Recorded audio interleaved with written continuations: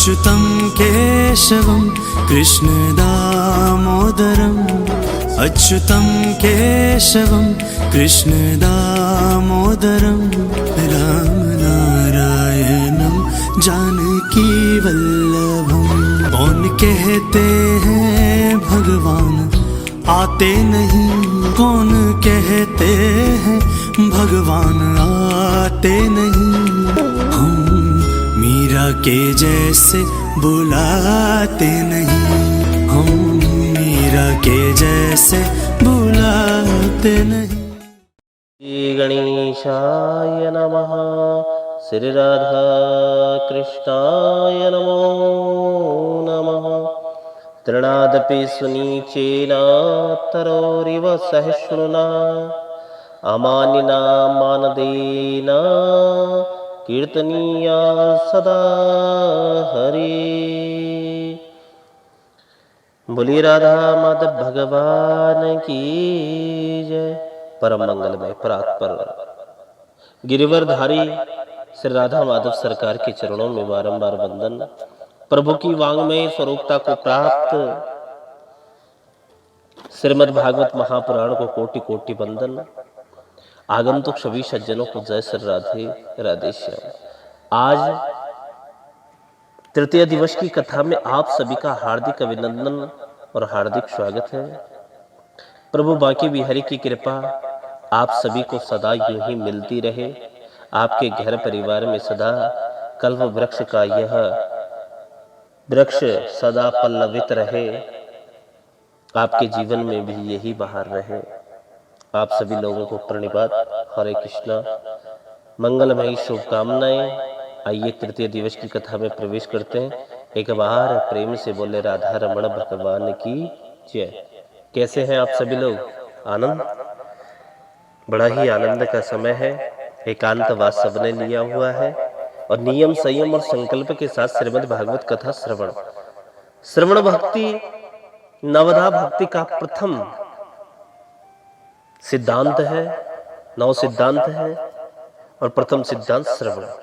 जीवन में श्रवण भक्ति जितना अधिक बढ़ेगी जीवन उतना आनंदमय बनता जाएगा, उतना आनंद। और ये इतना सरल नहीं है जितना हम समझ रहे हैं। सिर्फ कहने का तात्पर्य कि जा पर कृपा राम की होई ता पर कृपा करे ही सब कोई। राम जी की कृपा, गोविंद की कृपा से आज हम यहाँ भागवत कथा श्रवण कर रहे हैं। तो आइए कथा में प्रवेश करते हैं। आप बड़भागी हैं। श्रीमद् भागवत श्री शब्द से अलंकृत है। मध्य किसी भी प्रकार से किसी भी प्रकार का कोई विकार नहीं है। भागवत भक्ति ज्ञान वैराग्य और त्याग। श्रीमद् भागवत महा इतना विस्तृत पुराण जो बार बार सुनने के बाद भी हर बार नया लगता है, उसे ही पुराण कहते हैं, उसे ही पुराण कहते हैं। बोलो श्रीमद् भागवत महापुराण की जय। दक्ष प्रजापति ने भगवान शिव का अपमान किया। भगवान शिव का और वीरभद्र इत्यादि के द्वारा यज्ञ का विध्वंस। सब देवताओं को लेकर ब्रह्मा जी भी उस यज्ञ में पधारे। जैसे ही ब्रह्मा जी कैलाश पर्वत पर आए तो देखा कि भोलेनाथ एक विशाल बरगद के नीचे विराजमान है। देवताओं ने दूर से भोलेनाथ के उस विचित्र वैराग्य स्वरूप का दर्शन किया। ब्रह्मा जी से बोले, महाराज आप भी वहां चलिए और उचित लगे तो हमें इशारा कर देना, हम तुरंत दौड़कर जाएंगे। उनके पास जाने का साहस नहीं होता तो देव समाज को वहीं बैठाकर ब्रह्मा जी सबसे पहले भगवान भोलेनाथ के पास पहुंचे। भोलेनाथ खड़े हो गए, ब्रह्मा जी को प्रणाम करके आदर के साथ आसन दिया। प्रणाम कैसे किया? उत्थाय चक्रे शिरीषाभिवदवनम महर्तम कश्यप यथैव विष्णु। जैसे वामन भगवान कश्यप को पिता होने के नाते प्रणाम करते हैं, भगवान वामन साक्षात नारायण विष्णु है। पर व्यवहार जगत में कश्यप जी उनके पिताजी बने हैं, इसलिए वामन भगवान को प्रणाम करना पड़ता है। उसी प्रकार भगवान भोलेनाथ तो समस्त देवताओं के परम पूज्य हैं, परंतु व्यवहार में ब्रह्मा जी की भ्रुकुटी से प्रकट होने के नाते उन्हें पिता मानकर प्रणाम कर रहे हैं। ब्रह्मा जी ने दूर खड़े देवताओं को इशारा किया और मौका बहुत है, जल्दी आओ। सभी देवता दौड़ कर आए और सब भोलेनाथ के चरणों में साष्टांग दंडवत करने लगे। ब्रह्मा जी ने थोड़ी सिफारिश कर दी कि महाराज इन पर दया करो। भृगु जी ने अपने मन की बात कहनी चाहिए, कुछ इन पर भी इनका स्वभाव था कि बात करते समय दाढ़ी पर हाथ फेरते थे, तो स्वभावत जैसे ही दाढ़ी पर हाथ फेरने लगे, हाथ उठाया कि दाढ़ी में एक भी बाल नहीं। इतने शर्मिंदा हुए कि मुंह लटका कर ही रह गए, कुछ बोल नहीं पाए। ब्रह्मा जी ने कहा, हे भोलेनाथ, अब इन पर दया करो, ये बिना दाढ़ी के नहीं रह पाएंगे, इनके स्वभाव में आ गया और इनकी दाढ़ी आपके विरोधी यज्ञ में स्वाहा हो गई। भोलेनाथ भी मुस्कुरा पड़े, अच्छा ठीक है, पूरी दाढ़ी तो नहीं मिलेगी, परंतु आगे आगे थोड़ी सी दाढ़ी आपको लग जाएगी, आगे आगे थोड़ी सी दाढ़ी लग जाएगी, जाओ, हमारा आशीर्वाद है। भृगु जी बोले, बस बस महाराज, इतने में काम चल जाएगा, कुछ होना जरूर चाहिए। पूखा देवता तुरंत आगे बढ़े, देखो महाराज, मुंह में एक भी दांत नहीं बचा, सारी दंतावली बाहर निकाल दी, कैसे भोजन करूंगा। भोलेनाथ ने कहा, सत्तू घोल कर पियो, गर्मियों का समय है, सत्तू घोल कर पियो, दांतों की कोई जरूरत नहीं पड़ेगी, पिष्ट भूख बन जाओ। भग देवता ने कहा, देखो आंखें फोड़ दी, मैं तो अंधा ही हो गया। भोलेनाथ ने कहा, तुम मित्र देवता की दृष्टि से देख सकोगे। इस प्रकार के से समस्त देवताओं को स्वस्थ करते हुए जब भोलेनाथ थोड़े से अनुकूल दिखाई पड़े, तब देवताओं ने कहा, सरकार चलकर उस यज्ञ को भी सफल कर दीजिए, अब हरिद्वार चलिए।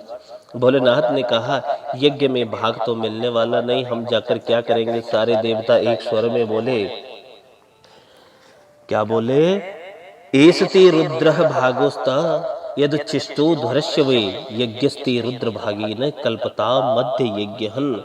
हे यज्ञदाता भोलेनाथ, हे बाबा काशी विश्वनाथ, आज से जो भी यज्ञ में सामग्री अवशेष बचेगी, वह अवशिष्ट सामग्री आपका ही भाग माना जाएगा। भोलेनाथ संतुष्ट हो गए, जो बच जाए बहुत है। सारे देवता भोलेनाथ को मनाकर ले आए। भोलेनाथ से कहा, महाराज यज्ञ सफल करो। भोलेनाथ ने कहा, यजमान को बुलाओ, यजमान को बुलाओ। देवता बोले, सरकार यजमान का धड़ तो ये पड़ा है और फिर सिर स्वाहा हो गया। भोलेनाथ को ससुर जी की दुर्दशा देखकर याद आ गई, दया आ गई, तुरंत बकरे का सिर जोड़कर ससुर जी को पुनर्जीवित कर दिया। दक्ष की धड़ से जब बकरे का सिर लगाकर पुनर्जीवित हुए तो भोलेनाथ की महिमा को समझा। सती जी के वियोग का स्मरण आया तो गदगद कंठ हो गया, नेत्र सजल हो गए। दक्ष ने भोलेनाथ के चरणों में प्रणाम करते हुए बड़ी सुंदर स्तुति प्रारंभ कर दी।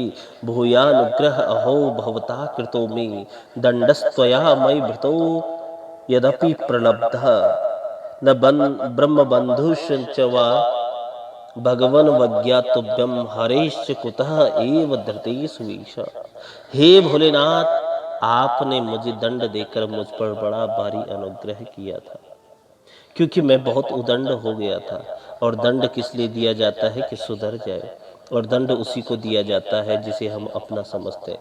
कई बच्चे उत्पात मचा रहे हों, उदंडता कर रहे हों, तो हम अनदेखा करके चले जाएंगे कि हमें क्या कर लेना देना। पर उनमें से अपना बच्चा दिखाई पड़ जाए तो उन उदंडों के साथ स्वयं उदंडता कर रहा है, तो हम उसे जरूर पकड़कर चपत लगा देंगे, क्योंकि उसे हम अपना समझते हैं, उस पर हमारा अधिकार है। तो जिससे प्रेम किया जाता है उसी को दंड देने का अधिकार भी रखा जाता है। तो हे भोलेनाथ, आपने मुझे अपना समझा और अपनत्व के नाते मेरी उदंडता पर अंकुश लगाने के लिए आपने मुझे दंड दिया। एक ग्वाला गायों को चराता है, पर अपनी गायों से बड़ा प्रेम करता है, इतना प्रेम करता है कि जंगल में कोई हिंसक जानवर कदाचित गाय के ऊपर आक्रमण कर दे तो अपने प्राणों की बाजी लगाकर गौ माता की रक्षा करता है। और वही गाय यदि उत्पात करे, यहाँ वहाँ नुकसान करे तो डंडा भी मार देता है। तो जितना अपनी गायों से प्रेम करता है उतना ही मारने का अधिकार भी रखता है। तद ब्राह्मणान परम सर्व विपत्सु पासिपालः पशु निव विभु प्रगृहीत दंडः। प्रजापति दक्ष भोलेनाथ की मधुर स्तुति कर रहे हैं, पर बकरे का मुंह है तो बकरे की ही भाषा बोल रहे हैं। सुन सुनकर भोलेनाथ को जोर से हंसी आ गई। इसलिए आज भी भोलेनाथ के भक्त शिव जी की पूजा करने के समय क्या बोलते हैं? बम बम बम बम बम, बकरी की तरह बोलते हैं बम बम, क्योंकि बकरी की तरह बम बम करते ही भोले बाबा को ससुर जी याद आ जाते हैं और भोले बाबा प्रसन्न हो जाते हैं। बोलो शंकर भगवान की जय। जहां भोले बाबा प्रसन्न हुए तत्क्षण उन सब के बीच में भगवान लक्ष्मी नारायण प्रकट हो गए। समस्त देवताओं ने कर्मशः भगवान नारायण की स्तुति की और सब से अंत में ब्राह्मणों ने मिलकर प्रभु की स्तुति करते हुए कहा, सभी ब्राह्मण मिलकर कहते हैं, नारायण समस्त यज्ञ के अंग तो आप ही हैं, आप साक्षात यज्ञ रूपी ही हो, आप ही हविष्यान हो, आप ही हविष्यान के भोक्ता हो, आप ही मंत्र हो, आप ही समुदाय हो, आप ही कुशा हो। आपने ही पूर्व में जल में डूबी हुई पृथ्वी को ऐसा उद्धार किया जैसे गजराज सरोवर में प्रविष्ट होकर कमलिनी को उखाड़ चलता है, उखाड़ चलता है। ऐसे भगवान बराह रूप में जब जल में प्रविष्ट हुए और पृथ्वी को बाहर लाकर यथास्थान विराजमान करके अपने शरीर को इतनी जोर से झटकाया कि भगवान वराह देव के रूमकोप धरा पर गिर गए और वही कुश बनकर प्रकट हुई। जो कुश हम पूजा में यूज करते हैं ना, जो समस्त यज्ञों के शुभ कार्यों में संपन्न करते हैं, प्रत्येक शुभ कार्यों में कुश का प्रयोग सबसे पहले किया जाता है, क्योंकि ये कुश साक्षात वराह भगवान के रोमकूप है। इस प्रकार भगवान की सुंदर स्तुति की भगवान ने सबको समझाया। अहम ब्रह्माश्च सर्वश्च जगतः कारणम परम। श्री भगवान बोले, देखो भाई देवताओं, मुझ में ब्रह्मा में और शिव में किसी प्रकार का भेदभाव नहीं रखना। मैं ही ब्रह्मा बनकर सृजन करता हूँ तो मैं ही विष्णु बनकर पालन करता हूँ तथा मैं ही रुद्र बनकर संहार करता हूँ। तीनों मेरे ही रूप हैं। शिवस्य हृदयम विष्णु विष्णुश्च हृदयम शिव। शिव जी के हृदय में विष्णु और विष्णु के हृदय में शिव। कौन पुजारी, कौन पूज्य, कौन प्रेमी, कौन प्रेमास्पद कह पाना बहुत कठिन है। परस्पर दो चकोर दो चंदा। भोलेनाथ जी राम जी को अपना इष्ट मानकर राम कथा भवानी को सुनाते हैं। राम कथा सुनने के लिए कभी हंस बनकर काक भुसुंडी के पास आते हैं तो कभी सती को लेकर अगस्त्य महर्षि के पास जाते हैं। राम कथा के परम रसिक यदि कोई है तो वो है भोलेनाथ। रच महेश निज मानस राखा। सबसे पहले रामायण की रचना भोलेनाथ ने की। बोलो शंकर भगवान की जय। परंतु जब शिव भक्तों की बात आवे तो सबसे पहले भगवान नारायण ऐसे शिव भक्त हैं कि 1000 कमल नित्य चढ़ाते हैं, पर एक दिन पूजन में एक कमल कम पड़ गया। विष्णु जी विचार करने लगे कैसे पूर्ति की जाए। अरे लोग कहते हैं, लोग क्या कहते हैं, खुद मुझे पुंडरीकाक्ष कहते हैं, तो अपना नेत्र ही निकाल कर भोलेनाथ को समर्पित कर दिया। ऐसे शिव भक्त हैं। तो वैष्णव की बात आवे तो भगवान शिव सबसे आगे हैं और शैवों की बात आए तो भगवान विष्णु सबसे आगे हैं। दोनों एक दूसरे के उपासक हैं। राम जी महाराज लंका विजय पाने के लिए भोलेनाथ को रामेश्वर के रूप में प्रतिष्ठापित करके पूजन करते हैं, विधिवत नाम देते हैं क्या, रामेश्वर। भक्तों ने पूछा अर्थ भी कर दीजिए। राम जी ने अर्थ कर दिया, रामस्य ईश्वरः रामेश्वरः। राम का जो ईश्वर है वो रामेश्वर है। उस समाज में तुरंत भोलेनाथ प्रकट होकर बोले, नहीं नहीं, ये अर्थ नहीं। भक्तों ने पूछा महाराज तो क्या अर्थ है? भोलेनाथ ने समास बदल दिया, रामः ईश्वरो यस्य सः रामेश्वरः। राम है ईश्वर जिनके, उनका नाम है रामेश्वर। उन्होंने राम जी को अपना ईश्वर सिद्ध कर दिया, इसलिए दोनों एक दूसरे के पूरक हैं। रामस्य ईश्वरः रामेश्वर, किसी भी प्रकार का भेद नहीं है। रामस्त पुरुषम ब्रूते बहुव्रीहिं महेश्वर। रामेश्वर पदे प्राप्ति मुनयः कर्मधारयम् मुनयः कर्मधारयम्। भगवान शिव संहारक देव है, सभी जानते हैं। उनका स्वरूप तो सांवला तो होना चाहिए ना, और भगवान नारायण पालनहार है, अतः सत्व प्रधान होने के कारण नारायण का स्वरूप गौरांग होना चाहिए था। परंतु बात बिल्कुल विपरीत है, ध्यान देंगे। शिव जी कपूर की तरह गोरे हैं। कर्पूर गौरम करुणावतारम संसार सारम भुजगेन्द्रहारम सदा वसंतम हृदयारविंदे भवम भवानी सहिता नमामि। और जब भगवान नारायण पर दृष्टि डालते हैं तो नील सरोरुह नीलमणि नील नीलधर श्याम लाजहि तन शोभा निरखी कोटि कोटि सतकाम। तो जिन्हें गोरा होना चाहिए वह सांवले हैं और जिन्हें सांवला होना चाहिए वो गोरे हैं। ये उल्टा इसलिए हो गया कि शिवजी का सतत ध्यान करते करते जो शिवजी की श्यामलता थी वह नारायण में समा गई और नारायण का सतत ध्यान करते करते नारायण का जो गौरांग रूप था वह शिवजी में समा गया। इसलिए शिवजी कर्पूर के समान गौर वर्ण के हो गए और नारायण सांवले हो गए। विवाह के बाद कन्या का पति परमेश्वर हो जाता है, पर पति परमेश्वर का ये अर्थ नहीं होना चाहिए कि सास ससुर देवर जेठ आदि को आंख दिखाने लगे। हमें तो केवल पति से ही मतलब है और किसी से कोई मतलब नहीं। ये भी तो उचित नहीं है। परिवार में सबका आदर रखते हुए समर्पण तो पति में होना चाहिए, पर सम्मान तो सबका करना चाहिए ना। उसी प्रकार इष्ट तो एक होना ही चाहिए। एक इष्ट से ही हमारा आत्मनिवेदन और समर्पण होना चाहिए, पर सम्मान तो सभी को देना चाहिए। यही बात भगवान ने सभी को समझाई है, सभी को समझाई है भैया। इष्ट एक जो रहता है अपने इष्ट में निष्ठ, जीवन में कभी नहीं आते हैं अनिष्ट। बोलो राधा रमण भगवान की जय, शंकर भगवान की जय। श्री मैत्रेय मुनि कहते हैं विदुर जी यही कारण था कि माता सती ने देह त्याग किया और अगले जन्म में हिमालय की पुत्री पार्वती रूप में प्रकट हुई, पुनः घोर तपस्या करके अंत में भोले बाबा को प्रसन्न कर लिया। धूमधाम से बारात लेकर भोले बाबा आए और उन्हीं सती को पार्वती के रूप में पुनः प्राप्त कर लिया, पुनः प्राप्त कर लीजिए। भोले हैं साक्षात। किसी ने एक लोटा जल चढ़ाए तो भी सही, और किसी ने मंदिर का घंटा चुराया तो भी सही। भोले बाबा हर तरह से। एक बार एक भक्त ने कहा कि बाबा देखो हम लोग सब पूजन अर्चन करने आते हैं, हमको फल नहीं मिला और एक व्यक्ति घंटा चुरा कर भाग रहा है, उसको सब कुछ, इतनी जल्दी दर्शन का बात। भगवान ने कहा भैया क्या दंड,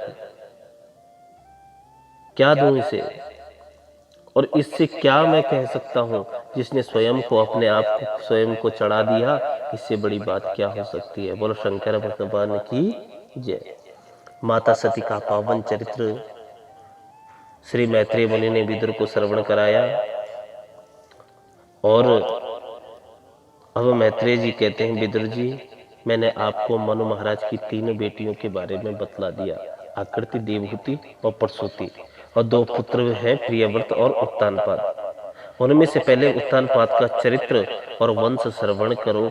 महाराज उत्तानपाद की 2 रानियां, बड़ी का नाम सुनीति और छोटी का नाम सुरुचि। सुनीति और सुरुचि का अर्थ जाने। सुनीति सुष्ठुर नीतिर यस्य सा सुनीति, जिसके जीवन में सुंदर कर्मों का प्रकाश है वो सुनीति, और सुष्ठुर नीतिर यस्य सा सुनीति वो सुनीति। अस्वस्य रुचिर यस्य सा सुरुचि, सुरुचि क्या है, जिसके मन में जो आए वो किया वो सुरुचि है। बड़ी रानी सुनीति का बेटा ध्रुव और छोटी रानी का बेटा उत्तम। विचार से हम ध्यान दें तो हम ही उत्तानपाद है। उत ऊर्ध्व पादो यस्य सा उत्तानपाद, जिसके ऊपर पैर हो नीचे स्वर हो वही उत्तानपाद है। तो हम सब जब माँ के गर्भ में रहते हैं तब उत्तानपाद बनकर ही रहे, इसलिए हम सभी उत्तानपाद हैं। हमारी भी 2 रानियां हैं, सुनीति और सुरुचि, बुद्धिमानी और मनमानी। लेकिन सुनीति बुद्धिमता कहती है कि ऋषियों ने शास्त्रों में जो आज्ञा दी है, हमारे पुराणों में जो लिखा है, तदनुसार आचरण करो तो सुखी रहोगे। परंतु सुरुचि जो मनमानी बुद्धि है, कहती है भैया शास्त्र पुराने पड़ गए, अब तो शास्त्र पर चलना संभव नहीं है, इसलिए जो अच्छा लगे वैसा उचित करो। तो वही कर रहे हैं। बताइए, उत्तानपाद ने सुनीति को निकालकर जैसे सुरुचि की दासता स्वीकार कर ली, आज हम भी वही कर रहे हैं। शास्त्रों में चाहे जितनी श्रद्धा रखें, पर अंत में व्यवहार जगत में शास्त्रों को किनारे ही धर देते हैं और व्यवहार में मनमानी की ज्यादा मानते हैं। मन जैसा कह रहा है। पर समझने वाली बात यह है कि सुनीति से क्या मिला और सुरुचि ने क्या दिया। उत्तानपाद का कल्याण यदि हुआ तो सुनीति के पुत्र ध्रुव के द्वारा ही हुआ। तो सुनीति के मार्ग का आचरण करोगे तो ध्रुव तत्व की प्राप्ति होगी, जो तुम्हें अमृत प्रदान कर देगा। आज भी चमक रहा है ना। अरे बेईमान लाखों हैं, उनमें तुमने भी बेईमानी करके उसी पंक्ति में अपने आप को खड़ा कर दिया, तो तुम्हारी क्या पहचान रही? तुम्हारी क्या पहचान रही? ईमानदार व्यक्ति लाखों में भले एक ही हो, परंतु उसकी प्रतिष्ठा होती है, उसका एक अलग स्वरूप समझा जाता है। लोग वर्षों तक उस ईमानदार को याद रखते हैं। कीर्तितस्य सजीविता, कीर्तियस्य सजीविता। जब तक मानव की कीर्ति है तब तक उसकी पहचान है, तब तक वह इस धरातल पर जीवित है। शरीर तो कुछ वर्षों का है, पर कीर्तिमान लोग हमेशा के लिए अमरत्व को प्राप्त कर लेते हैं। जैसे सुनीति के पुत्र ध्रुव को आज भी लोग जानते हैं कि आकाश में चमक रहा है, ऐसे ही ध्रुव तारे की तरह चमकना चाहो तो सुनीति का आश्रय लेना पड़ेगा। बंधुओं, एक बार प्रेम से राधा रमण भगवान की जय। आप भी बोलिए प्रभु जी, सब लोग मिलकर बोले जय जय श्री राधे, जय जय श्री राधे, जय जय श्री राधे श्याम। एक बार ध्रुव जी महाराज अपने पिता से मिलने गए। परिचय पाते ही पुत्र को अंक से हृदय में लगाकर गोद में बिठा लिया, परंतु जब सौतेली माँ सुरुचि ने देखा तो ध्रुव का हाथ पकड़कर नीचे उतार दिया। अरे बेटा ध्रुव, तू भले ही राजा का बेटा है तो क्या हुआ, मेरी कुक्षी कोख से तो तेरा जन्म नहीं हुआ, इसलिए दुर्लभी अर्थे मनोरथा, ये तेरा मनोरथ दुर्लभ है। दोबारा कभी इस सिंहासन पर बैठने का साहस मत करना। ध्रुव जी बोले माता जी, केवल मैं इसलिए नहीं बैठ सकता कि तुम्हारा बेटा नहीं हूँ, तो अब ये बताइए इस सिंहासन पर बैठने के लिए क्या करूं?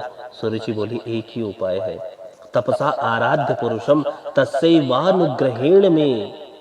सिंहासन पर तू बैठना ही चाहे तो पहले तपस्या कर। प्रभु प्रसन्न होकर वर मांगने को कहे तब मांग लेना कि मेरा जन्म तो सुरुचि माँ के पेट से हो, इस शरीर को त्याग कर मेरा पुत्र बनकर पैदा होना, तब तुझे सिंहासन मिलेगा। इन वचनों ने भक्त और भगवान दोनों का अपमान कर दिया। सुरुचि भक्त का तो अपमान कर ही रही थी, साथ ही साथ भगवान का भी अपमान हो रहा है, क्योंकि यहाँ सुरुचि अपने गर्भ को भगवान से भी बड़ा बता रही है। पहले तपस्या करेगा तब भगवान मिलेंगे, और जब भगवान मिलेंगे तब तुझे मेरे गर्भ में आने को मिलेगा। इसका मतलब कि सुरुचि का गर्भ भगवान से भी ऊपर है। ध्रुव जी महाराज तो इस अपमान का घूंट पी पी कर रोते रोते घर को चल दीजिए। जैसे सर्प को किसी ने डंडा मार दिया हो ना, तो घायल सर्प जैसे फुंकारता है, ऐसे फुंकारते लंबी सांस लेते हुए ध्रुव घर लौटे। मातु सपत्न्या रोते हुए अपने बेटे को जब सुनीति माँ ने देखा तो दौड़कर अंक में भर लिया, हृदय से लगा लिया। सुनीति ने पूछा बेटा क्या बात हो गई, किसने तुम्हारा अपमान किया? कंठावरुद्ध होने से ध्रुव जी कुछ कह नहीं पा रहे हैं, कुछ कह नहीं पा रहे हैं। धीरे धीरे आंखों से अश्रुधारा बह चली। देखिए ध्यान दे, यदि हमारे पुत्र को कभी कोई कुछ इस प्रकार से सुना दे तो हमारा हृदय कितना द्रवित होता है, पर उनके साथियों ने पूरा वृतांत अक्षरश सुना दिया। बालकों का हृदय तो एकदम निष्कपट होता है, जैसा देखा वैसा ही सुना दिया। मैत्री जी कहते विदुर जी, जैसे खिलती हुई लता आग की ज्वालाओं से झुलस कर मुरझा जाती है, ऐसे ही सुनीति माँ का खिला हुआ मुस्कुराता मुख कमल इस बात को सुनकर झुलस गया। शोक दावाग्निना धाव तलेव वाला, इतना सब सुनकर भी हृदय तो शोक की आग में जल उठा। परंतु फिर भी अपनी वाणी से एक भी शब्द सुरुचि के विरोध में नहीं बोला। सुनीति ने उल्टे सुरुचि के वचनों का अनुमोदन करने लगी। बेटा ध्रुव, बेटा ध्रुव, बेटा ध्रुव सुनो ना, माँ के प्रति ऐसी भावना मन में कुछ मत लाना। वह तेरी माँ है और सौतेली माँ का अधिकार अपनी माँ से भी कहीं ज्यादा होता है। माँ मंगलम तात परेशु मस्था भुक्ते जनो यद पर दुखस्ततम। वह तेरी माँ है, डांट दिया तो क्या हुआ, माँ का अधिकार होता है। और फिर उसे गलत भी तो नहीं कहा। उसने क्या गलत कहा? ध्रुव जी चौंके, क्या गलत नहीं कहा? उन्होंने मुझे अभागिन का बेटा कहा, तुम्हें गाली दी, और मेरी माँ को कोई गाली दे मैं कैसे सुन लूं? सुनीति माँ समझाने लगी, देख बेटा, सत्यम सुरक्षा विहितम भवान में यद दुर्भगाया उदरे गृहीतः। उसने कहा कि तू अभागिन का पुत्र है, दुर्भागिन की संतान है, तो क्या गलत कहा? प्रश्न आता है, ध्यान देंगे भगवत प्रियो, मैं अपने को कब भाग्यशालिनी मानती हूँ? यदि मुझे अभागिन को उसने अभागिन कह दिया तो क्या गलत कह दिया? देखो बेटा, एक बात जीवन में हमेशा याद रखना, उसने तो तुझे वह बात बताई जो आज तक मैं भी नहीं बता पाई। उसने क्या कहा? तपसा आराध्य पुरुषम। तू हमेशा पिताजी के बारे में मुझसे पूछता था, तो मैं तो पिता का भी परिचय ठीक से तुझे नहीं करा सकी, पर उसने तो परम पिता के बारे में तुझे बता दिया। वह परम पिता को एक बार तूने पा लिया तो वह ऐसी पदवी प्रदान करता है जिससे कभी उतरना नहीं पड़ता, जिससे कभी उतरना नहीं पड़ता। बोलो राधा रमण भगवान की से। उस परम पिता का परिचय तेरी सौतेली माँ ने कराया है। बेटा चूकना मत। ध्रुव अवाक रह गए, माँ आप उनकी हर बात का अनुमोदन कर रही हैं। यदि उन्होंने उस परम पिता का परिचय दिया है तो वह परम पिता कौन है? कौन है? कैसे उनसे भेंट होगी? सुनीति माँ ने समझाया, देख बेटा, उन परम पिता की कृपा से ही तुम्हारे पिता उस पदवी पर पहुंचे हैं। तू भी उनकी आराधना कर। वह किसी एक जगह नहीं रहते, बल्कि कण कण में सर्वत्र समान रूप से व्याप्त है। हरि व्यापक सर्वत्र समाना, प्रेम ते प्रकट होई मैं जाना। हरि व्यापक सर्वत्र समाना और प्रेम ते प्रकट होई मैं जाना। विवेष्टि व्यापनोति सकलम जगत इति विष्णु। ध्रुव जी ने पूछा, अच्छा माँ, सब जगह तो फिर दिखाई क्यों नहीं पड़ते? माता बोली, देख बेटा, हर वस्तु दिखाई नहीं पड़ती। पुष्प की कण कण में सुगंध है तो दिखाई कहाँ पड़ती है? दूध की कण कण में घी है तो कहाँ दिखाई पड़ता है? पर उसी दूध को पहले जमाओ, दही बन जाए तो मथो, और मंथन करते ही घृत प्रकट हो जाए तो जगत के अणु अणु में ईश्वर की सत्ता विराजमान है।